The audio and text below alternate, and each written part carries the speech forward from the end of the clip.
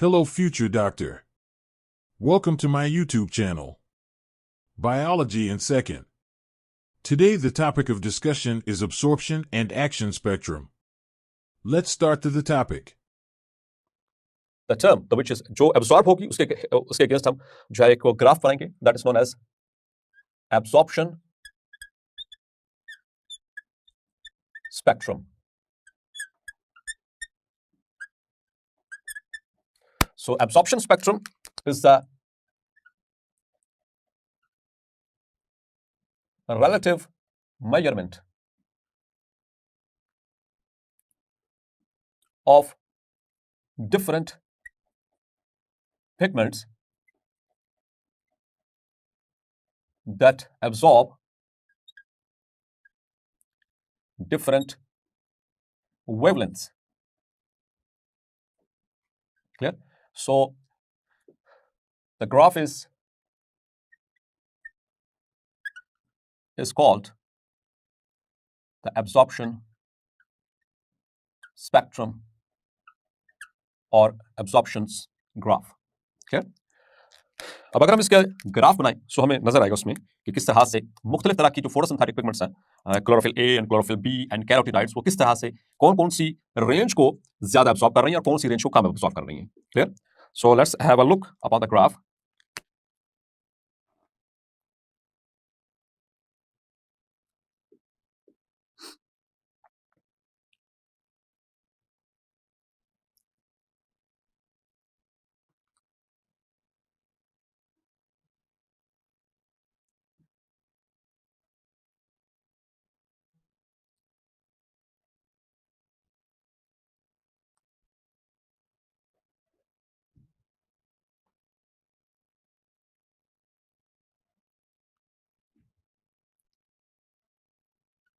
So here's the graph. It shows, and along the y-axis and along the x-axis. So here is the percent absorbed by the photosynthetic pigments.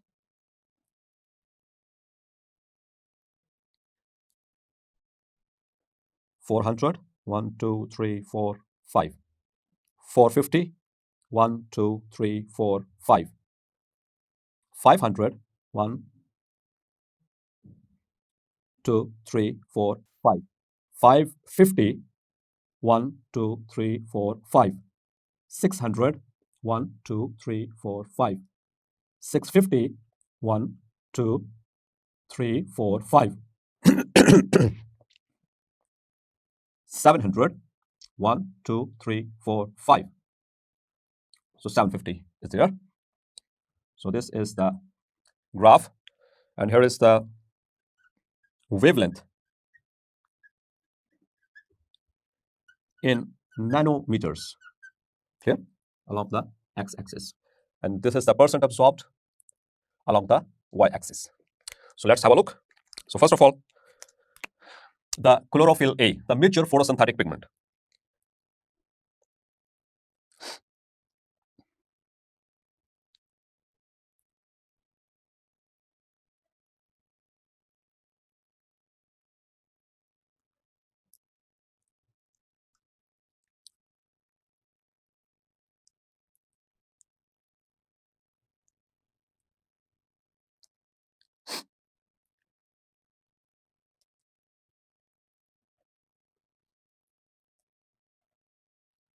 So this is the graph which is made by the chlorophyll A on the spectrophotometer. Now, the yellow-green, the blue-green chlorophyll A, and the yellow-green I'm showing with this.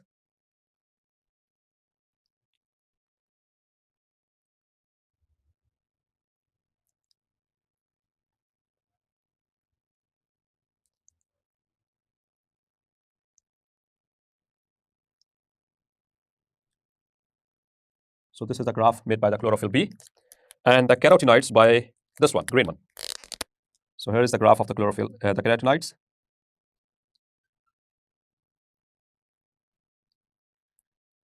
Like this. Okay. So this is the absorption spectrum of the chlorophylls and carotenoids. This is the graph for chlorophyll A. This one is the graph for chlorophyll B, and this one is the graph for carotenoids. Clear? अब इसमें जरा इसको समझने की कोशिश कीजिएगा. So first of all, the chlorophyll A. तो dear students, chlorophyll A की देखिए मैक्सिमम जो पीक है 70% के करीब करीब अब्सॉर्ब हो रही है, लेकिन पीक कहां पर बन रही है? About at the 430. It makes the peak at this region. So this is the 430. Clear? So this peak is formed at about 430 nanometers. जबकि जो क्लोरोफिल बी है, ये तुमसे दूसरे में नजर आ रही है, दिस वन, इसकी जो मैक्सिमम पीक बन रही है ये about it is made at 460. ये इसके करीब करीब बनती है, मतलब कि this is for chlorophyll A and this is for 460 around about nanometres of the chlorophyll B. Clear? Chlorophyll B. और यहां पर जो दूसरे रीजन में जो पीक्स बन रही हैं, यहां पर क्लोरोफिल ए की देखिएगा, it is about the 470, sorry 670. सो यहां पर जो क्लोरोफिल ए की दूसरी रीजन में बन रही है, that is at about the 670 nanometres and that of chlorophyll B is about 640 nanometers. Clear? So these are the peaks observed by them. और जहां तक कैरोटिनॉइड्स की बात है, देखिए तो ये इनके यहाँ पर इसकी पीक काफी ज्यादा मौजूद है, तकरीबन 450 के करीब करीब, और फिर ये एक उसके बाद अबाउट द 500, और फिर उसके बाद ये नीचे इस तरह से आ जाता है. So this graph is known as the absorption spectrum graph. Clear? अब इसी तरह से एक और ग्राफ भी बनाया जाता है जिसको हम कहते हैं, that is known as the action spectrum. The action spectrum. So it is a graph showing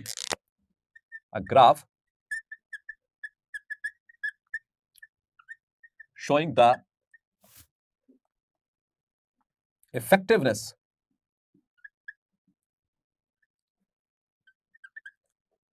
of various wavelengths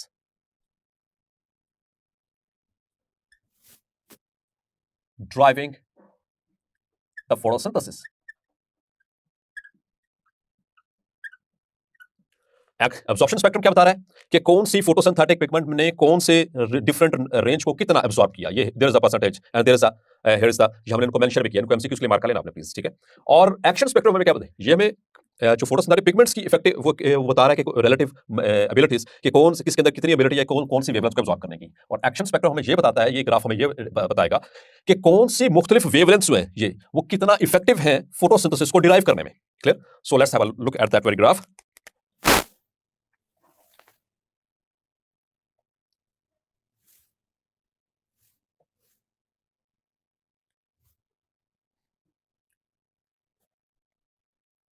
Here is the relative photosynthesis.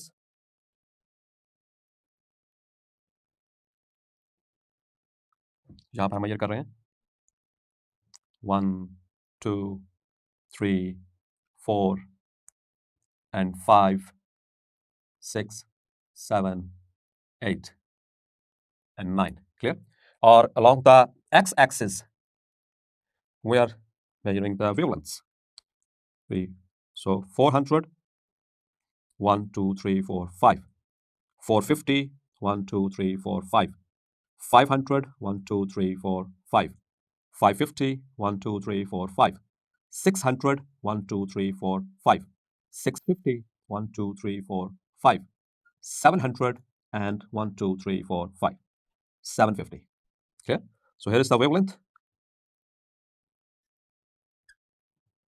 in nanometers along the x-axis. Clear? So dear students, इसी के नीचे अगर हम यहाँ पर बनाने की कोशिश करें the visible spectrum, so here we go. There is the violet, indigo, blue and green, yellow, orange and red. Clear? तो इसका ग्राफ किस तरह से बनता है? So let's have a look upon them.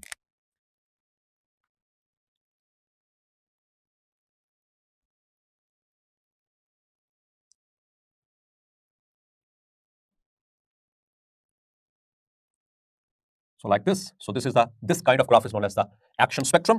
इस एक्शन स्पेक्ट्रम के एतबार से देखें तो वायलेट और ब्लू जो रीजन है, ये वाला ब्लू वाला रीजन, मीन अगर इसको मैं इन शॉर्ट मेंशन करूं, this is the blue region, dominant blue, and indigo यहां पर बहुत ज्यादा एब्जॉर्प्शन हो रही है और ये वाली लाइट जो है ये बहुत ज्यादा फोटोसिंथेसिस शो कर रही है।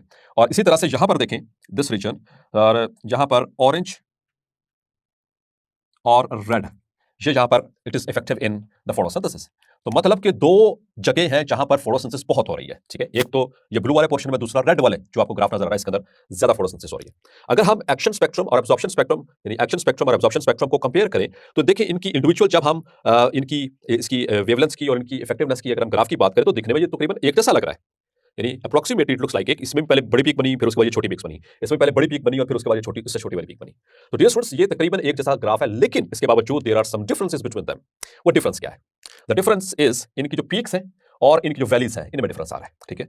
अगर हम यहां पर देखें in the absorption spectrum, so there peaks are narrow, ये इनकी छोटी छोटी हैं, दे आर नैरो। यहां पर पीक देखें ये काफी ब्रॉड है, ये उनसे कंपैरेटिवली ब्रॉड पीक्स है, they have peaks, the peaks are broad, clear। अब हम बात करें इनकी वैली की, तो पहाड़ी के नीचे क्या जगह को क्या कहते हैं? वैली। तो इसकी वैली की बात करें तो ये देखें यहां से लेकर यहां तक तो काफी ब्रॉड है, so here is the valley, this is valley, so there valley is the valleys are broad. और यहां पर देखें तो इसकी वैली को देखें तो कंपैरेटिवली आप देखिए उसकी वैली कितनी बड़ी है, यहां पर जो वैली है वो छोटी है, so the valley is narrow. तो ये डिफरेंस आ गया, एक तो ये पीक्स और वैलीज के डिफरेंस। इसके अलावा भी डिफरेंस देख सकते हैं, अब इसके अलावा भी कुछ डिफरेंसेस हैं। अब डिफरेंस यहां पर तो नजर आ रहा है कि यहां पर ये वाली वेवलेंथ्स बहुत ज्यादा अब्सॉर्ब हो रही हैं, इधर से रेड और ऑरेंज की रेंज है ये भी काफी ज्यादा अब्सॉर्ब हो रही है, लेकिन ये वाली जो रेंज है this is the range for green and yellow. ये वाली रेंज ये 500 से 600 के दरमियान ये ग्रीन और येलो की है, ये देखिए 500 से 600 के दरमियान ग्रीन और येलो। तो ग्रीन और येलो में एब्जॉर्प्शन कम हो रही है, ठीक है, यहां पर एब्जॉर्प्शन कम हो रही है ये वाली वेवलेंथ्स। लेकिन फर्क फिर क्या है, यहां की डेप्थ देखें और इसकी अगर आप डेप्थ देखें, ठीक है, तो ये काफी ये ज्यादा क्या है, ये इसकी यहां से ये काफी ऊंची है, और जबकि यहां पर जो डेप्थ है वो बहुत कम है कंपैरेटिवली, ये देखें this one is very small. तो ये क्यों है, ये ऐसा क्यों हुआ कि यहां पर इतना डिफरेंस आ रहा है, इसी रीजन में 500 से 600 के रीजन में इतना डिफरेंस आ रहा है और यहां पर तो बहुत कम डिफरेंस आ रहा है। मतलब यहां पर ये जो एब्जॉर्प्शन स्पेक्ट्रम ये शो कर रहा है कि 500 से 600 के रीजन में जो एब्जॉर्प्शन है बहुत कम हुई है, किसकी? ग्रीन की और येलो की, ठीक है। लेकिन उसके बावजूद जब हम फोटोसिंथेसिस का ग्राफ देख रहे हैं एक्शन स्पेक्ट्रम, तो ये यहां पर ये थोड़ा सा ऊपर चला गया ग्राफ, मतलब कि यहां पर फोटोसिंथेसिस ज्यादा हुई है, एब्जॉर्प्शन से फोटोसिंथेसिस यहां पर ज्यादा हुई है। सो इट मींस अगर यहां पर ग्रीन और येलो एब्जॉर्ब कम हुई है लेकिन फिर भी यहां पर फोटोसिंथेसिस का ग्राफ ऊंचा है, तो यहां पर क्या रीजन हो सकती है? So that this difference is due to the carotenoids, the credit goes to carotenoids. तो जो रेंज यहां पर क्लोरोफिल्स एब्जॉर्ब नहीं कर पाई ग्रीन और येलो की रेंज में, वो किन्होंने एब्जॉर्ब कर ली? कैरोटीनॉइड्स में। इसकी वजह से यहां पर जब एक्शन स्पेक्ट्रम देखते हैं तो यहां पर फोटोसिंथेसिस ज्यादा हो रही है। तो इसलिए हमारी बुक में वर्ड है कि the photosynthesis in the 500 to 600 nanometre region is more than the absorption. इनकी एब्जॉर्प्शन कम है, फोटोसिंथेसिस ज्यादा है, और ये डिफरेंस किस वजह से आ रहा है? Due to this carotenoids. भाई हम कमरे में 3 लोग मौजूद हैं, 2 लोगों ने एक काम नहीं किया लेकिन फिर भी वो काम बहुत अच्छा हो गया, तो क्या क्या समझ में अकल में आती है कि वो फिर कि वो ज्यादा कैसे हो गया? एक भी लेजी है दूसरा भी लेजी है उस रीजन में, तो फिर काम कैसे ज्यादा हो सकता है? So the only option remaining is the third person, मतलब कि ये जो थर्ड पर्सन है यहाँ पे कैरोटीनॉइड्स, उन्होंने कुछ किया है, ठीक है। तो यहाँ पर थर्ड पर्सन कैरोटीनॉइड्स हैं जिन्होंने फोटोसिंथेसिस करवाई है, ठीक है। So this very difference this is due to carotenoids. The credit goes to carotenoids in 500 to 600 nanometer region. Clear? वो इस रेंज को एब्जॉर्ब करती हैं and they help them in the photosynthesis. So hope the differences are clear between the absorption spectrum and the action spectrum. Dear students, the first action spectrum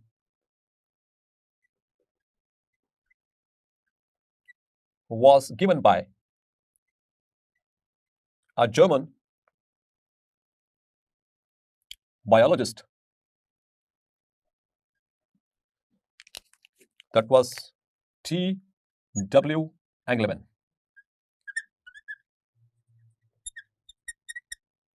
In 1883. ये दोनों नाम MCQs के लिए mark कर लीजिए please.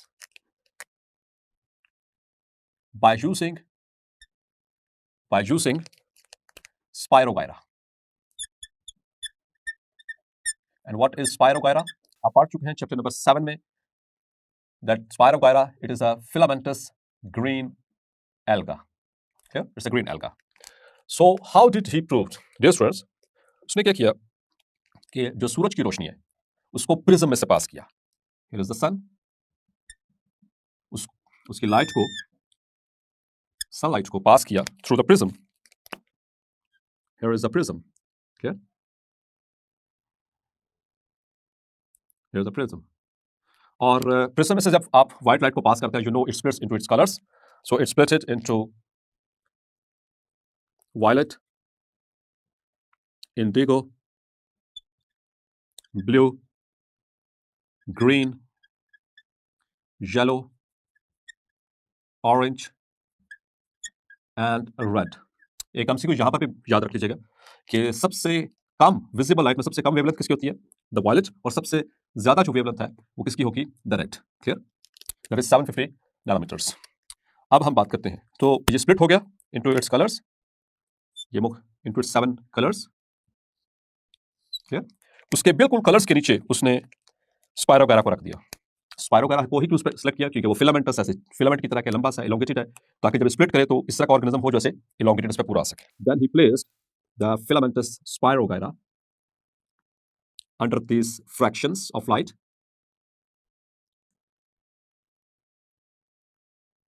So this is filamentous spirogyra. Green algae, it does the photosynthesis. Clear? और आपको पता है कि ग्रीन एल्ची और प्लांट्स में एक चीज कॉमन है, इनकी फोटोसिंथेटिक पिगमेंट्स, दोनों के अंदर फोटोसिंथेटिक पिगमेंट सेम है, chlorophyll A, chlorophyll B and carotenoids. Clear? So अब उसने, अब डियर स्टूडेंट्स, हमें कैसे पता चलेगा कि कौन सी लाइट कितनी इफेक्टिव है? So what an idea he got, उसने क्या किया कि he used the aerobic bacteria. Aerobic bacteria क्यों? क्योंकि aerobic bacteria it uses oxygen.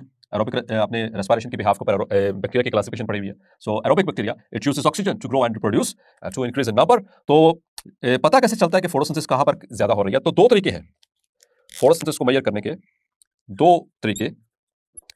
Photosynthesis में एक तो देखा जा सकता है कि उसमें कंजप्शन कितनी हो रही, किसकी? कार्बन डाइऑक्साइड की, क्योंकि फोटोसिंथेसिस में कार्बन डाइऑक्साइड कंज्यूम होती है। और एवोल्यूशन ऑफ ऑक्सीजन के, वहां से oxygen as a by product कितने परसेंट निकल रही है। सो इस तरह से मालूम किया जा सकता है। So what he did when he placed it under this splitted white light, तो उसके इर्द गिर्द इसने छोड़ दिया एरोबिक बैक्टीरिया को। तो वो इस तरह से कुछ दो जगहों पे बहुत ज्यादा इकट्ठे हुए। तो आपको जो से आपकी बुक में भी ये जो डायग्राम है उसमें से ब्लैक कलर के जो डॉट्स नजर आ रहे हैं, so these are actually the aerobic bacteria.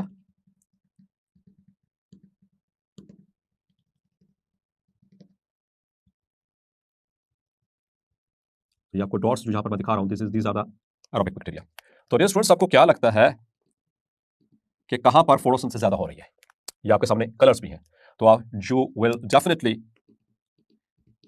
Know that the maximum photosynthesis is occurring in the blue and red region. ठीक है, रेड वाले रीजन में ये दो रीजन है जहां पर बहुत ज्यादा फोटोसिंथेसिस हो रही है। कैसे पता चला?